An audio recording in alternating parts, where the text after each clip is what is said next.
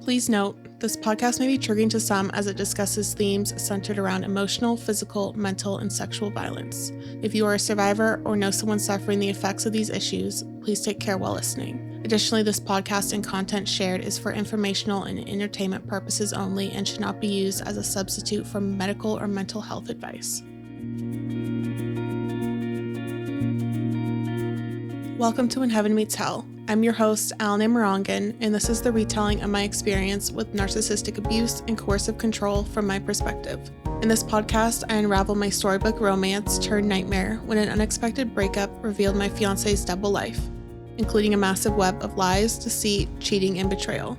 Together, with the help of world-renowned guest experts, we'll tackle the harsh realities of complex PTSD, trauma, and grief, illuminating these often overlooked issues and inspiring change for women facing these challenges.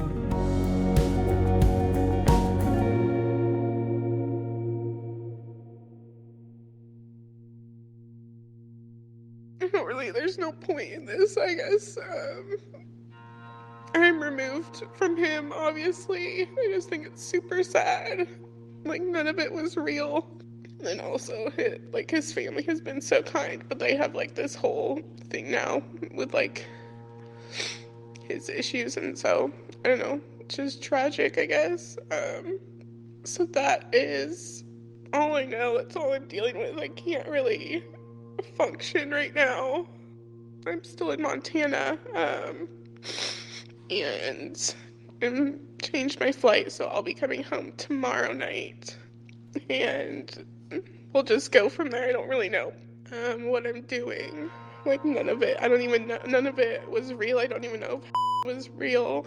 Everything he was doing with me, he was doing with her, moving into the house and all the things. So just really, really bizarre. I just wanted to tell you guys because I don't have the energy to talk about it a lot or be on the phone or reply to a bunch of things. But that is where things are at, so.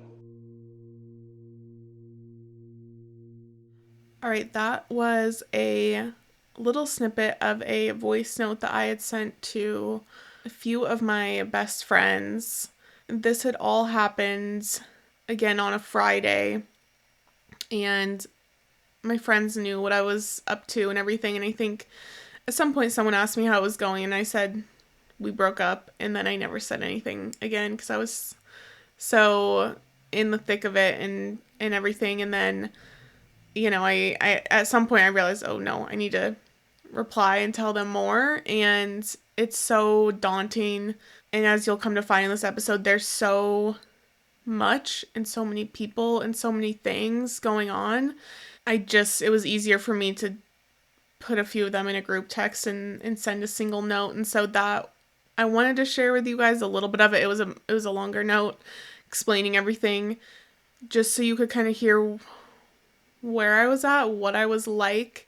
That was, again, days into me being out there, and after this breakup had happened, kind of how I was doing, I suppose. Obviously, to be expected, not well, how I was kind of mentally and emotionally, and I will kind of take you guys through what got me to that point, what all had happened after that breakup on Friday night. And so, again, I think if this was just a breakup, not just, but if this was a breakup, then this would be an entirely different story or experience, or this whole thing would be very, very different. But this, as you'll come to find, was not just a breakup. This was a massive betrayal on multiple levels, and something that you hear about. I don't even know where you hear about these things, honestly. I feel like I live under a rock a little bit. I don't know where you hear about these things. TikTok, maybe. But these things, I suppose, do happen, but not to me, not to my life or world. And we always, that would be kind of the key thing that people would say is not to me until it happens to you. And this happened to me all of a sudden. And I found myself in the thick of it and just, holy shit. What do you do and how do you navigate this? Because this isn't just a breakup. This isn't just I don't want to be with you and I can reconcile that and I can navigate that. But this was so, so much more. And so, as I had said prior, Friday night was a breakup. I didn't talk to him, didn't have answers, and was just confused and sad and hurt that someone would be such a coward to do it over a text message when I am finally in town and 10 minutes away, that you don't provide me the courtesy of face to face, let alone a phone call or anything, that you won't do any of that, that you do it over a text message and then ghost and never reply, I think is the move of the smallest man alive that I've ever seen or experienced. But that is what I got. The next day, I was just really, I think, more of his family became involved and talking to his sister, and his sister was like, I don't know what she has over him. I think that was really kind of the big question, was what does his ex have over him, because this is such abnormal behavior. He would never do this to you. This doesn't make any sense. He'd also kind of stopped, he did stop sharing his location with his sister. He kind of ghosted life in a way and shut everyone out and said, I'm golfing, everything's fine, don't bug me.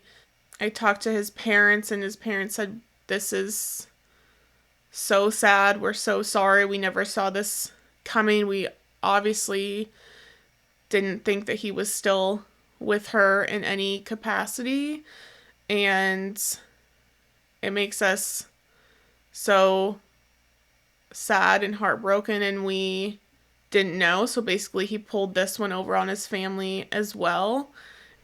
He just wasn't communicating with anyone. He was golfing.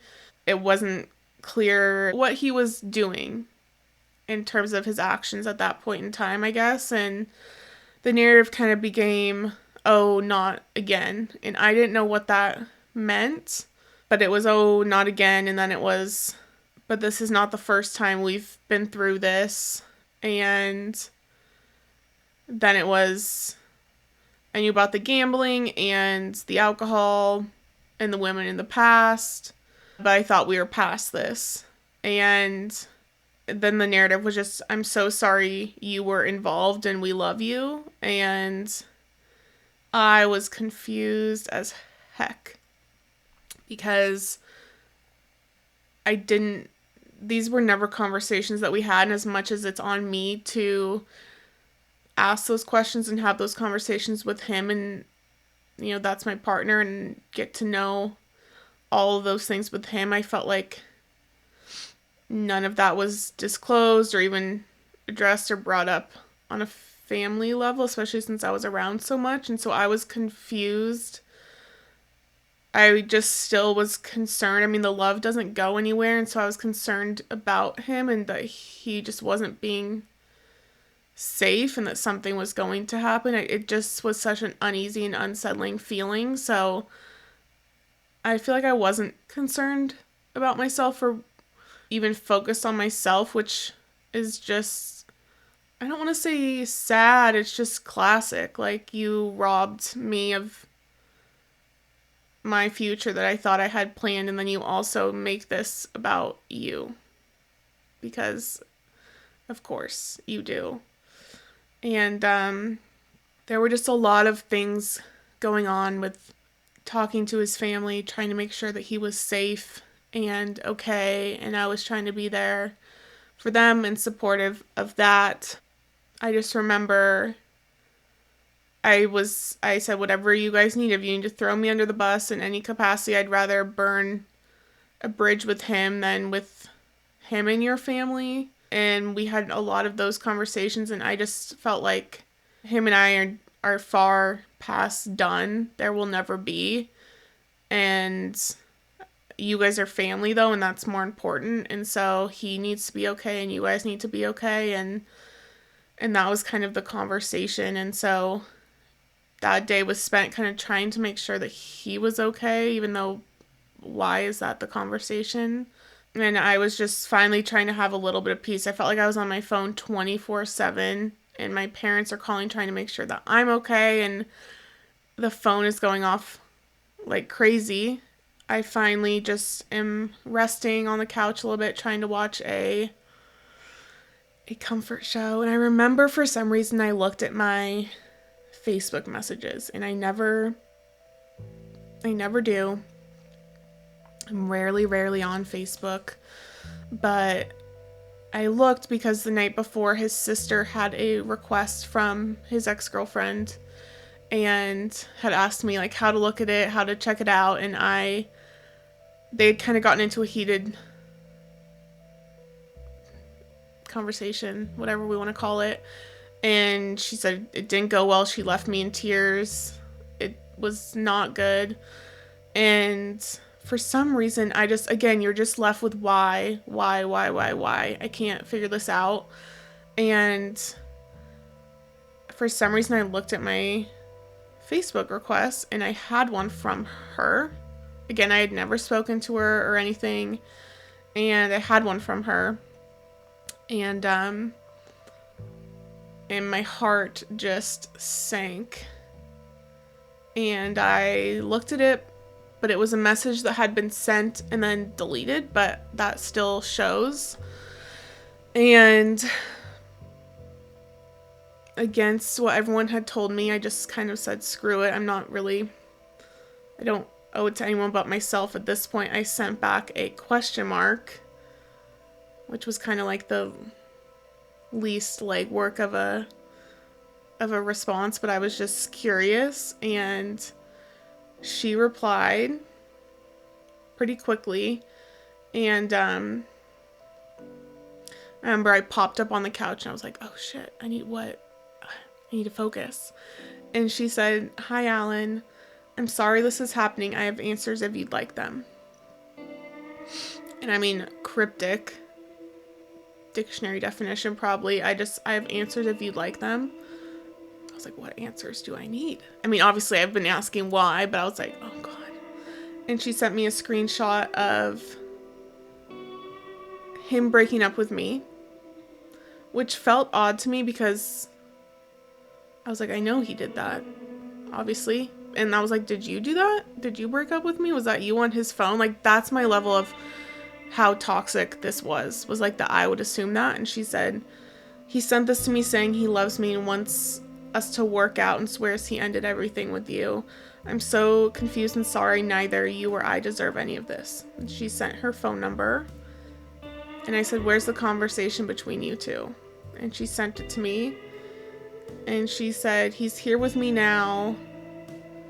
Says he's 100% done with you and his family forced this relationship on him. Is this true? We've been together 4+ years and I'm looking for answers as well.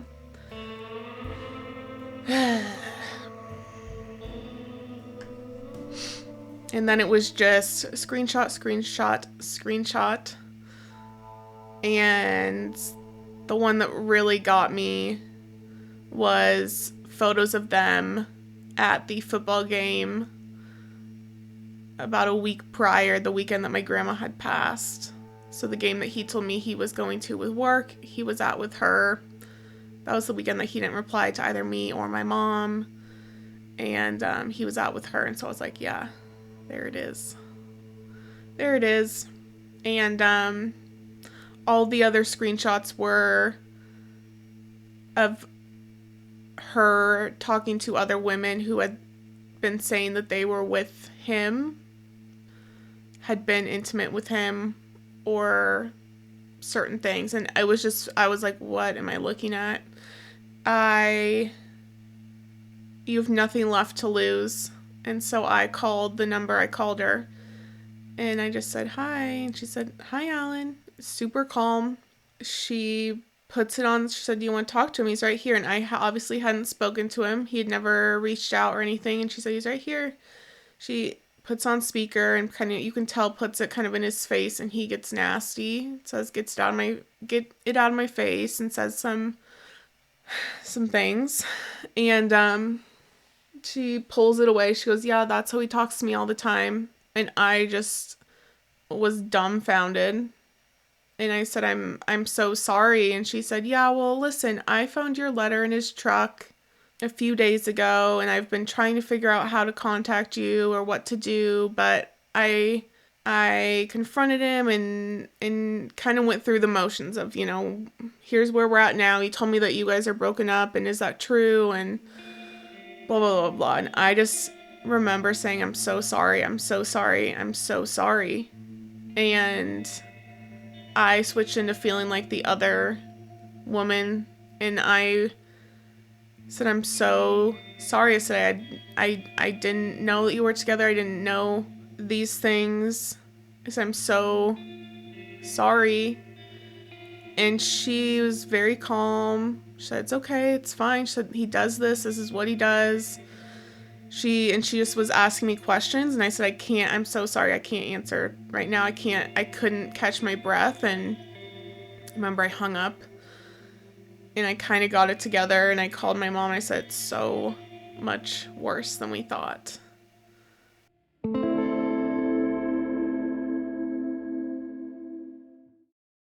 And I know that the priority was getting me home. Was there anything else on your mind at that time?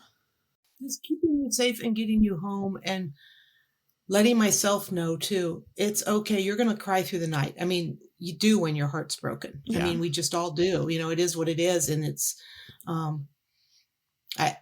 worry because of the chronic pain. Yours is going to flare up and hurt more. So that's not fair, but it is what it is. Mm-hmm.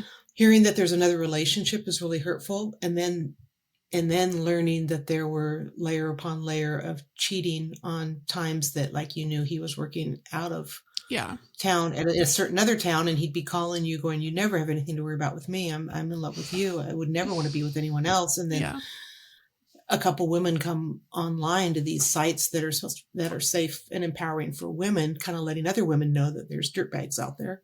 Yeah. Saying, I was with him then. I was with him. And it all lined up and made sense. So then, I was so worried about you, and so absolutely furious that someone would be so careless with someone else's emotions and toss away love so freely, like encourage it, right, manipulate it, build it, and then basically stomp it into the ground. And that's not what it's about. I mean, you can have a serious boyfriend and break up and you guys fall out of love or da da da da da, and that's hurtful, and we all get over it. But when someone intentionally manipulates someone for their own gain, which is basically to feel good in front of his family, and then is leading this double life. I don't know how he did. You did nothing wrong. There is nothing in this world that says you should think that your boyfriend has another relationship and is cheating on both of you with multiple women on a regular basis. So, I mean, that's just so unheard of and so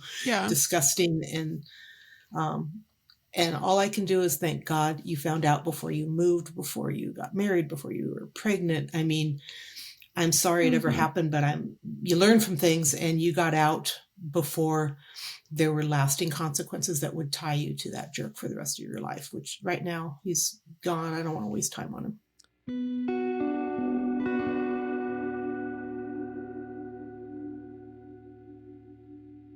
I talked to her more. I think I looked through the photos more, and then I called her and we talked for a long, long time. And our stories, our timelines matched up to a T.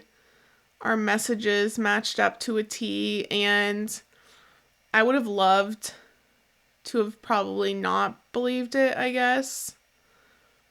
But there's no way from the very first photo of them at a football game together, you cannot. And the proof was in the timestamps, the wording, everything. And so, yeah, you can't not believe it. And she knew things that you couldn't know without having been with him in very specific ways. And it was just a puzzle piece. We fit together identically. It was identical, the way in which we fit together. You know, when he would leave me at the airport, he would go home and be with her. Or, you know, at the time of overlap on certain things was just to a T. And it made it all make so much sense. It made me feel a lot less crazy. I think it made her feel a lot less crazy. And it took us a while, and we just kind of put the pieces together. And she said, yeah, I found your letter. I knew something was going on. I found your letter. I couldn't prove it. I couldn't figure out anything. I found your letter and confronted him about it. And she said, I looked you up. You have a very unique name. And I found you. And she said, I was going to reach out to you. And then I got nervous and I confronted him. And he said he broke up with you and everything's done. And somehow we're here and stuff. And she said, you know, there's all these other women as well, which I will get into in a little bit. There was a Facebook group that she had been participating in that had a lot of women coming forward and saying that they had been with him and sharing their messages with him. And those all had exact dates and times, and those matched the dates and times that I had not been with him, and or maybe hadn't heard from him or something like that. And that all just solidified it to me. And somewhere throughout that, he called me. And again, we hadn't talked. He hadn't reached out or anything, but he called me. He said, I want to see you face to face. And I said, I don't know what you could possibly want to say to me or have to say to me. But this is a tactic of theirs that they want to have the last word or have it be on their terms. And I was curious, again, curiosity and all this. And I said, okay. And he came over and sat kind of adjacent to me, couldn't look at me. And he looked very different. He was dressed in a different way and just looked different to me and couldn't look at me. And I said, is this true that you cheated on me with her? And he said, yes. And I said, okay. And is this true that you cheated on both of us with all of these other women? And he said, yes. And I said, okay. I said, I don't understand it. And he kind of got up, started the alligator tears. He kind of got up and got a tissue. And I said, you realize that you've successfully devastated 2 families. Our parents are devastated from this, because at this point I had, obviously been talking to my family, who up until that point thought he was great because of what they had heard and knew from him, and then his family, and you just crumbled the whole thing. You took love so freely and just obliterated it. And he just was crying and nothing came of it. He couldn't really say anything. And the whole thing was maybe 5 minutes, maybe under. It was not, there was nothing to say. There's nothing for him to say. And he left, and I watched him drive away. That was the last time I ever saw him. And meanwhile, I pick up my cell phone, and I'm suddenly now in a group text with him and his apparent girlfriend, whatever we're going to now switch into calling her. And she is sending both of us photos of all of his things on the sidewalk in trash bags, saying, don't come home. Allyn, I'm done with him. All of his things are outside, blah, blah, blah. And I just was like, I cannot deal with this right now. And I had to call both of our families. I called my parents, and then I called his mom. I called his sister. And I said this is what he admitted to. And this is where we're at. And everyone was shocked. He pulled one over on everyone, his family included, who thought that he was fully done. And it was just a lot. I feel like I had to do what he wouldn't do and would never do, which is be truthful. And Dr. Ramani, who is an expert in this space, probably one of the leading ones, I want to go ahead and read her a quote from her book that I will link. She says, narcissists are precisely that, careless. They barrel through life using relationships and people as objects, tools, and foley. While they often seem as if they are cruel or harsh, that is in fact giving them too much credit. They are simply careless.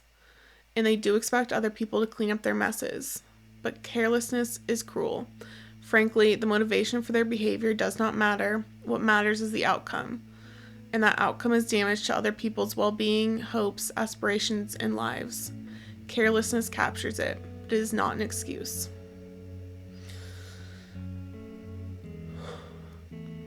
Just need to take a breath.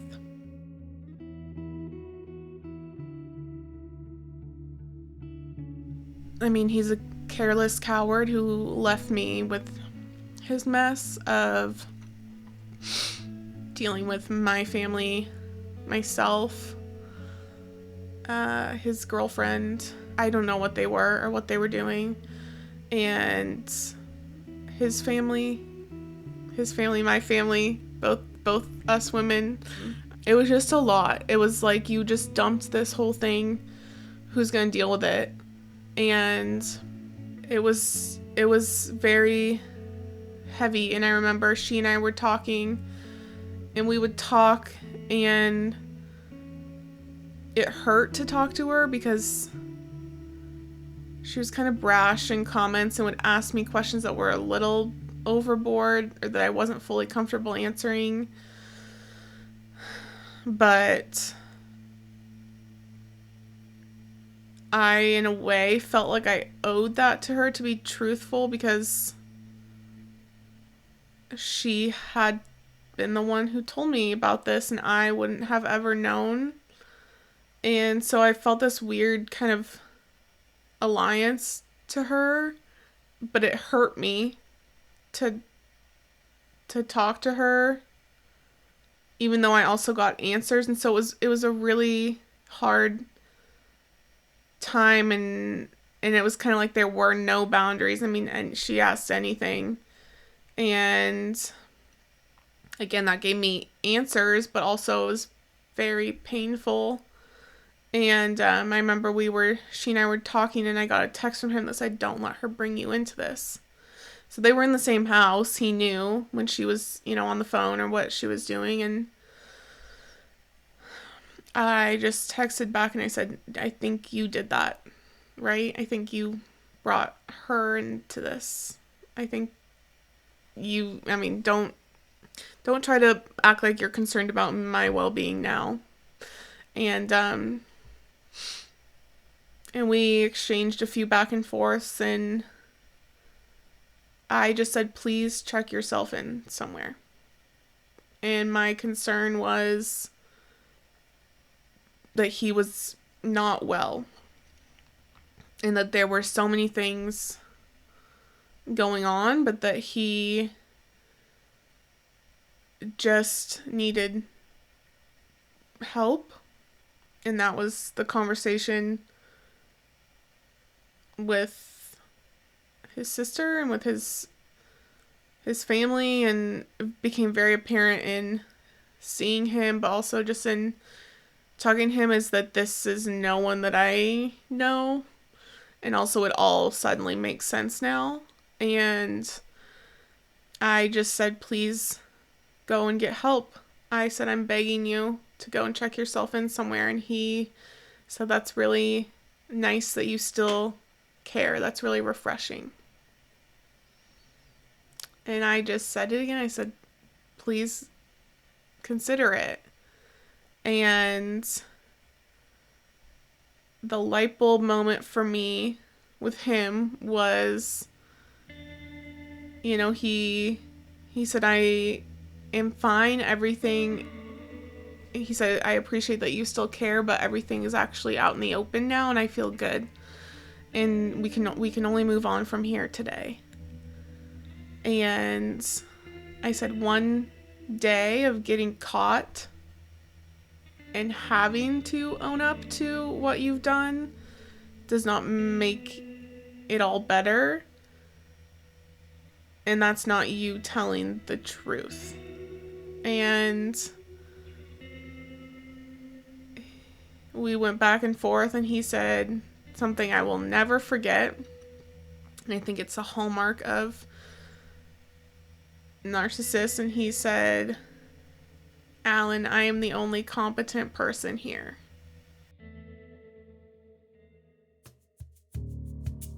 Love what you're hearing? Leave us a review. If the When Heaven Meets Hell podcast has resonated with you, left an impact, or sparked any type of feels, I'd love to hear your thoughts. Your reviews help spread the word, reach more people, and continue the mission of breaking cycles and empowering women. While I started this show on my own, I know I am not alone. This one's for the girls, as they say, and every form of conversation, review, and sharing helps to reach another sister experiencing the same and spread the message that these behaviors will no longer be tolerated. So take a moment to leave a review on any platform you may be listening on. It makes a huge difference, and your voice does matter. Thank you for being part of this community and for helping others discover the power of these conversations.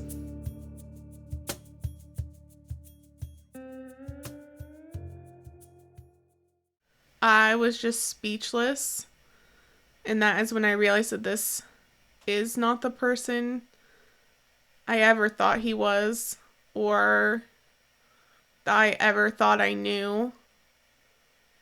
And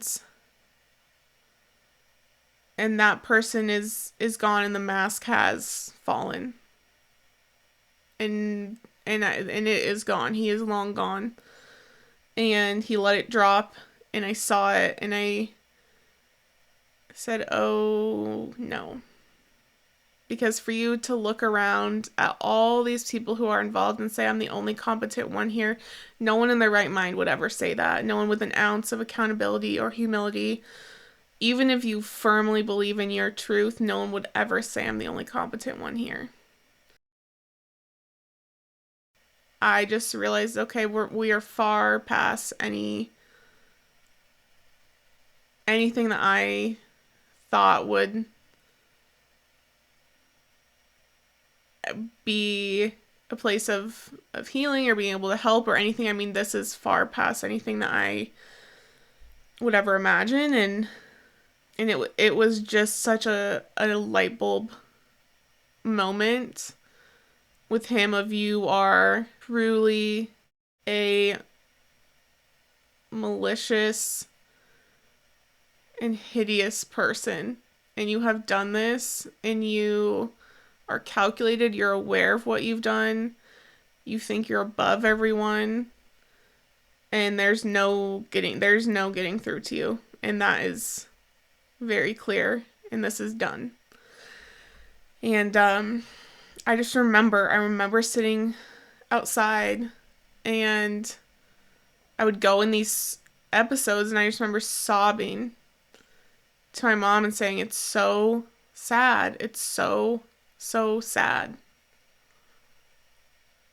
that I have lost, I felt like I lost this future and this love and this person that I had, and I felt like this family had lost this son and this person, and I felt like it's in this destruction that I knew he had caused, and I just couldn't, you can't wrap your mind around it, and if you've been through it, you will know, and I've heard people talk about it, that your mind can't comprehend it, and you never want your mind to comprehend it, because it's the sickest form of thought, how they think.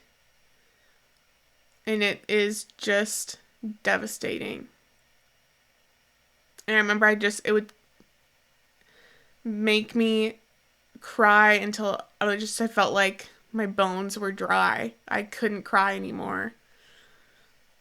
And I would just sob and sob and sob and say it's so sad. And from the outside, everyone would say, well, what are you sad? I mean, he's an evil person. And I just felt like, how lost are we in the world that people are like this? That empathy side of me was still there. It's so sad to me. The whole thing is devastating. I say that they're smart enough to even know what you value. No, you're right. I gave it to him on like a platter. I feel like, Right, exactly. Here are my values. Here's what I love. Here are all my wounds. Take advantage, manipulate me. Now, we don't think that. We just think we're sharing. And that's that mind mapping that I talk about. Can you explain that more? Yeah, just like what we're talking about, where they kind of see. I talk about, there's one piece in my book where one of the women, she felt very abandoned by her dad. And so, and she shared that, then every time she got into a fight with her partner, he would always leave to trigger that abandonment wound to get her to behave properly. So once they understand how you're wired, now they have tools to manipulate you and use against you. It's just so insane. And I know it's been said to me before and it's out there, that it's a blessing that you don't understand how they think. Right. But I just still can't fathom. I truly can't fathom thinking in that way.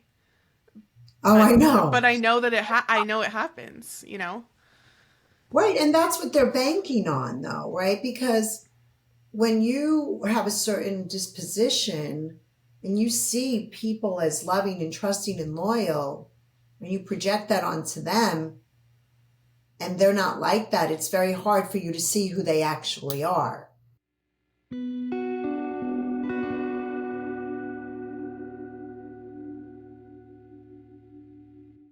I woke up the next day and I had a text from him, which I was very surprised by. And surprised by, but also not super surprised by, because it was a work day and I knew that he would have kind of left his little lair, his house, and had to have kind of like gotten it together a little bit for work. His text said, I never said I was using you as a prop for my family. I'm truly sorry for putting you in this situation. I have so much love for you. It really hurts how you choose to believe everything she is telling you, but I also understand because I lied to you. And talk about just like a blender of shit. I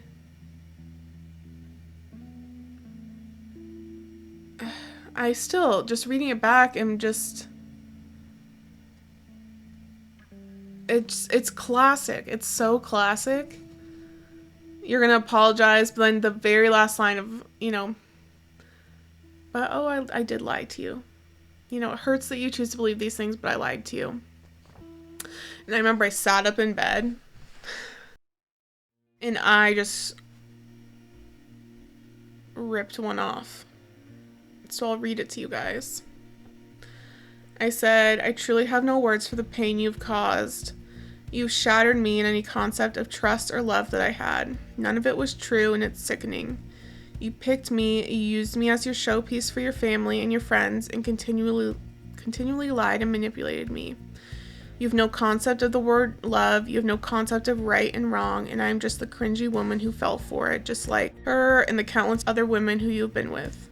You took my health, my worries about cheating, my love, and exploited them all. You looked me dead in the face and reassured me and planned a future full of marriage, babies, homes, etc. You proposed, you set a date to get married, you picked baby names. You were a true through and through sociopath on top of your dependencies and you need to wake up and get help before you devastate even more lives or, God forbid, physically hurt someone. So you just about put me in the hospital this weekend. There are countless things to rip you to shreds for, but it's not worth it. Also, like the last conversation with my grandma being about you is not worth it. How absolutely sick. You are the definition of evil for using me the way you did with no remorse. I will be praying for you.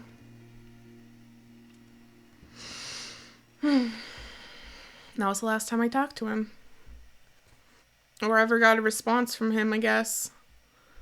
I'll talk about it more in a little bit, but I reached out trying to get my things back a few times, but that was the last time that I ever, heard from him, and I think that was probably his last attempt at trying to kind of get in with me a little bit.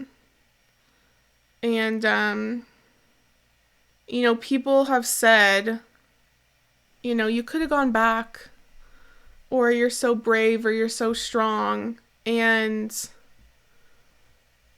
to me, something that I've wrestled with a lot is that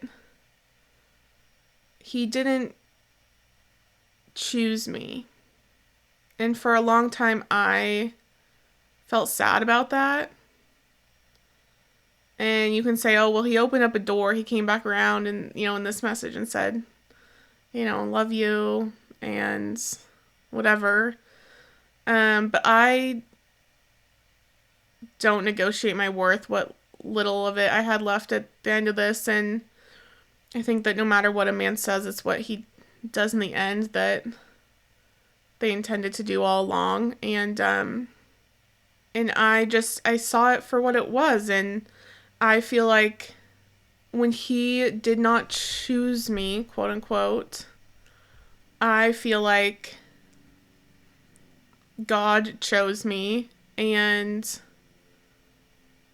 I'm in awe that someone could do this and be so sick and say these things and say, oh, but I lied to you, and you don't ever walk back from that. These are not small things that you walk back from, and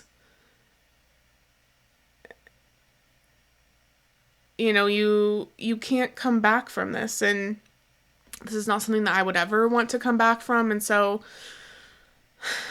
in a way, I'm very grateful that it happened the way that it happened, even though I would never wish this on anyone. But I think I got kind of a first hand kind of insider experience at seeing his mind a little bit, which was interesting, and really just had so many light bulb moments of what it was and being able to see it for what it was. And that's never anything that I want to be part of.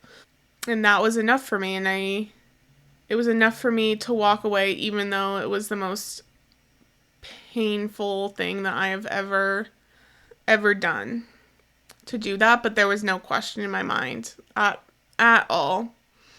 There was no question in my mind. And something that has helped me a lot, because I talk to people who have been through this or friends, and, they say on average it takes you about 6 or 7 times to leave a relationship like this. And it makes sense because they're so good at pulling you back in and back in and back in. And something that helps me a lot, Richard Grannon, he is a complex PTSD coach. He explained this, and it was such like an holy crap moment that really, really helped me, is that looking at these people as a cloud of nanobots. And I will try to explain this as best I can, but essentially they are morally boundaryless, and so there are no moral boundaries, and they are not humans, so that way they can and will do things without consequence. And when I was looking at him, I was looking at myself in the degree to which he was a cloud of nanobots looking like a person. So in, human person form, but turning up in whatever it thinks you need to see to evoke emotions it wants. So it's just simply a reaction-seeking personality. So basically, if they want you to feel, lust, they're going to be sexy. If they want to be funny, then they're going to like emote these happy things. If they want you to feel safe, then they're going to be protective.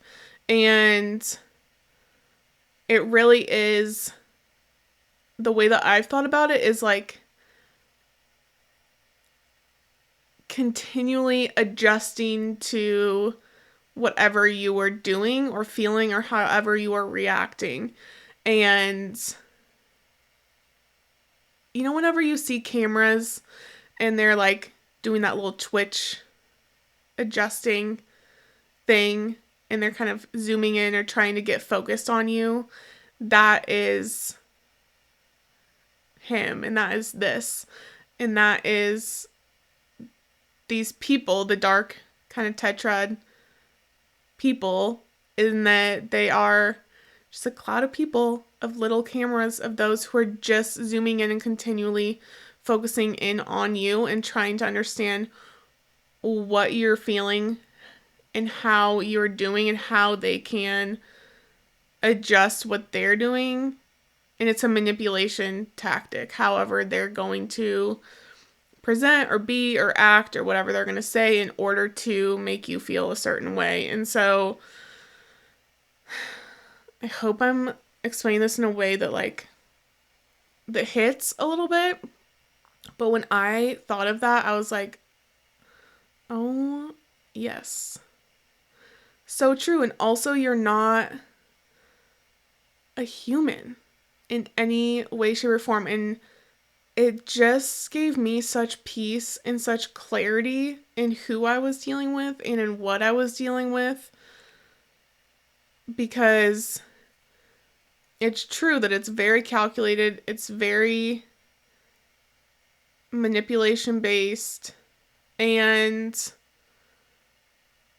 just reaction seeking, and they want to strive for that control and domination in what they're getting out of you. And what does a narcissistic person need? They want the control, the domination, the power, admiration, validation. And so how they're getting that from you is by adjusting to kind of how you're operating. And that's kind of where the narcissistic abuse comes in. But they are constantly adjusting, but they themselves are not human. There's no feelings. There's no anything on their end. And that has really helped me not only in kind of understanding more, but also in feeling better about moving on, is that there's no one's home. There's no lights on. No one's there. Yeah, I mean, that's so sad to say, but no one is there. And this happens time and time again. And so another quote from Dr. Amani that she says is that the technical term that's often used for this is interpersonally exploitative. Why did I read it like that? Exploitative. In short, because of the singular focus on fulfilling their needs, especially external needs, narcissists will use other people as objects to get their needs met. Other people often do serve literally as objects, a tool to get a job done. Because you were not in on this secret in the beginning, it can feel a bit depersonalizing, as though you are only valued when you are functional. It can feel manipulative. Why can I not speak? You get the point. Because your partner may compliment you excessively and then hit you with a difficult request or ask you to make uncomfortable requests. So sorry I can't speak, but we're deep in this one and you get the point. So that is more on it too, is kind of like the feeling exploited, being a tool for them. And I know that I especially felt like a tool for him. You can go back to his point on this. When in his text he said, I never said you were a prop for my family, because I came out of this being like, oh my gosh, I was the good girlfriend who you used for your family. Meanwhile, you went home and you were with her the whole time. And, you know, she said that too. She said that his other girlfriend said that in her first message, that his family forced him to be with me, and just other hurtful things, but it all made sense. And, you know, you can deny it as much as you want, but it makes sense that you're with me in front of everyone on family trips, vacations, on the family property where your other girlfriend's not allowed, and then you go home and you're with her and everything's, you know, great. But I'm that prop, I'm that tool that you're using to exploit and show everyone else that you're doing great, and just kind of be the show pony for everyone else while you live this completely other life. Let's see if I can talk through the rest of this. So that was all of that. That was the last time I saw him. That was the last time I spoke to him. I was trying to get some of my stuff back from him. He wasn't responding. And I just wanted as much back as I could before I left the state, not knowing how I was even going to get it back on a flight, but I just was like, get what you can before you go. At one point in time, his other girlfriend had said, I'll come and get you and you can come get what you want. She said, I see some of it around the house. You can come get this stuff. And I was set to have her come and get me. And I'm very blessed to have good people around me. And at this point in time, people who I was housing for, one of them, they'd come home and I said, you know, she's coming to pick this girl. This just happened. She's coming to pick me up. And I said, do you think this is weird? And she said, there's no way you're going to do that. She said, no. And I hadn't really thought about at all myself in this experience.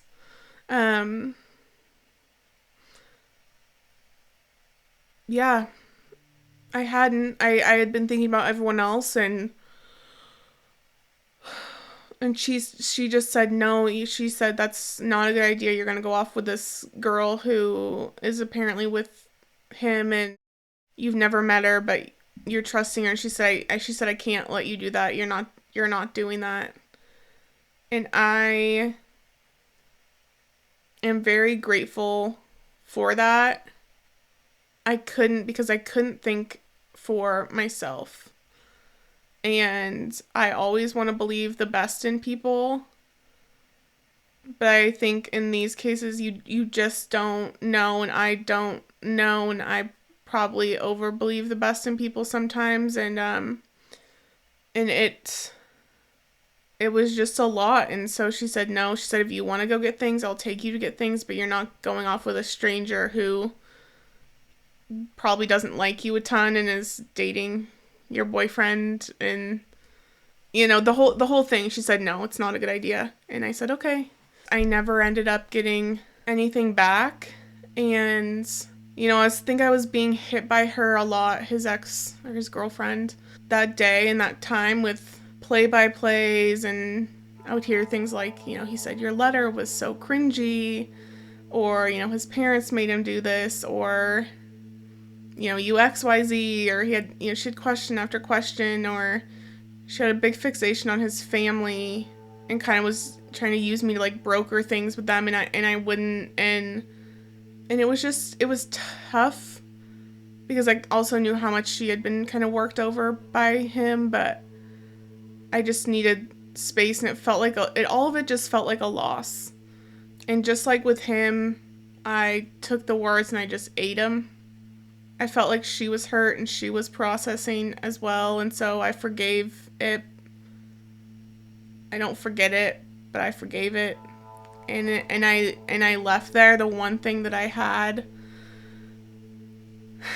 was my ring that had his initial on it, and I remember I wanted to, I had nothing. I had all this stuff. I had, box of, all this clothing at his house and some other stuff at his house, and all these gifts that I had just bought him for his birthday, and I was like, I want them back. I just spent all this money on you, and you knew that you were not faithful and not forthright, and you let me do all this, and I wanted it back, and I couldn't get anything back, and I was leaving with nothing, and I had this, the only thing I had was this initial ring, and I remember I wanted to throw it. There was a river out behind the house, and I wanted to throw it in that. And I just remember having this thought that caught me being like, do not throw it out there and let even an ounce of him muddy and like be in this beautiful world. He does not deserve that. He doesn't, even his initial doesn't get to be out there and have a piece of this place, because I knew that, a ring would just sink and it's not going to go anywhere. And I was like, he doesn't get a slice of this. And so I took it off and I just threw it in the trash and I left. Our family friend took me to the airport, and I was in, literally, now that I'm thinking about it, I was in this exact same sweatsuit. I had sunglasses on from just sobbing for days, and I left. That was the last time I saw him, last time I talked to him, and I left everything, tossed my ring in the trash, and I was gone. Turns out I was exactly like the Uber driver from last time, who had broken up with her fiance too. How things change very quickly. But God, I think, has his hand in this story, has always had his hand in this story, and just really has always been there and been present even in all these moments when I felt like I was completely abandoned and no one was there. So we will switch more into the aftermath next week. There is so much more in this story that has yet to come out. There's more and more that I would come to find, unfortunately. The hits just kept coming. So stay tuned for that next week. Thank you for tuning in to When Heaven Meets Hell, produced by me, Allyn and Morangan, and co-produced, edited, and scored by Brad Parsons at Train Sound Studio. Although less than 1% of podcasts address domestic violence and survivor advocacy, When Heaven Meets Hell strives to change that narrative by raising awareness and promoting vulnerable conversations. You can support our mission by making sure you subscribe on your preferred platform, leaving a review, and sharing the show with others. We are so deeply grateful, and we'll see you next time on When Heaven Meets Hell.